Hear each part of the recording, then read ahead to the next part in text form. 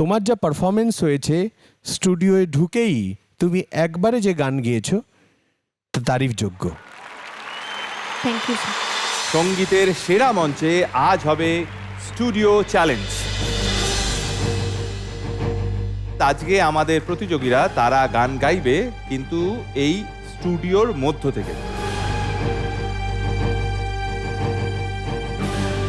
প্রথমে আমি বলি যে এটা খুবই একটা ইন্টারেস্টিং একটা এপিসোড হতে চলেছে, বিকজ এখানে যারা আছে তারা স্টেজের খুব ইউজ টু।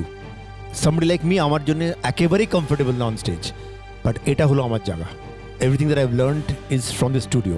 কানে হেডফোনটা পড়া, তারপরে গানটা করা, তার একটা আলাদা ডিসিপ্লিন দরকার। তো আজকে চ্যালেঞ্জেস যেটা আমাদের এই পার্টিসিপেন্টরা ফেস করবে সেটা হলো, বুঝতেই পারছো ওই জিনিসটার ভেতরে যখন ঢুকবে, না তো ওরা আমাদের দেখতে পারবে, না তো আমরা ওদের দেখতে পারবো। তো ওটা একটা আইসোলেটেড ব্যাপার, স্টুডিওতে ইটস এ স্কেরি ব্যাপার। প্রথম যখন কেউ স্টুডিওতে ঢোকে, যারা হেডফোনটা পড়ে, it's very very scary. Last হলো এই চ্যালেঞ্জটা খুব ডিফিকাল্ট। ইউজুয়ালি রেকর্ডিং স্টুডিওতে একটা কাঁচ হয় যেটাখানে আছে, সেখানে যারা কন্ডাক্ট করছে তাকে দেখতে পাচ্ছ, কিন্তু এখানে আমরা আরও ডিফিকাল্ট করে দিয়েছি, এরা অ্যাকচুয়ালি কাউকে দেখতে পারবে না। মিউজিশিয়ান দেখতে পারবে না, রথিকে দেখতে পারবে না, আমাদের দেখতে পারবে না। নাও ইট ইজ দেয়ার সেন্সিবিলিটি। আমার এক্সপ্রেশন কেমন হচ্ছে, আমার টেম্পো কেমন চলছে, আমি কি ফাস্ট গাইছি, স্লো গাইছি, বেশি থ্রো দিচ্ছি না দিচ্ছি, ইট ইজ কমপ্লিটলি ওদের জাজমেন্ট। অ্যান্ড আজকে আমাদের এভ্যালুয়েশন হলো তোমার মিউজিক্যাল সেন্সিবিলিটি কত সব, যে তুমি নিজেকে জাজ করতে পারো যে আজকে তুমি কীরকম গান গাইছো যখন সব অন্ধকার। So it's an amazing round and I wish them all the best. Thank you. তাহলে আজকে প্রথম স্টুডিও চ্যালেঞ্জ নিতে আসছে হাওড়া শালকিয়ার সায়ন্তনী।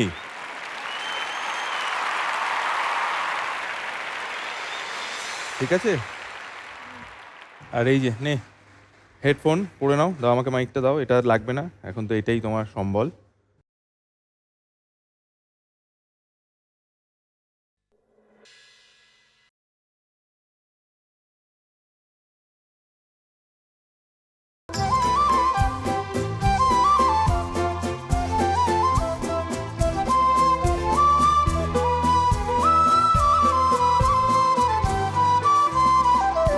কেন কিছু কথা বলো না,